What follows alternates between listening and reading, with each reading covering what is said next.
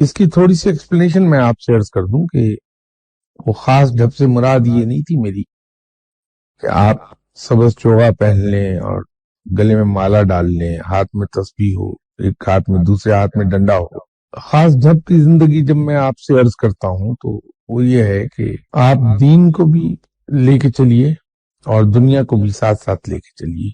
जो दुनियावी फराइज हैं उनको इस अंदाज में पूरे कीजिए कि आपने उसका अल्लाह को कल को जाके जवाब देना है, उसमें कहीं कोई कोताही ना रह जाए, कोई कसर ना बाकी रह जाए।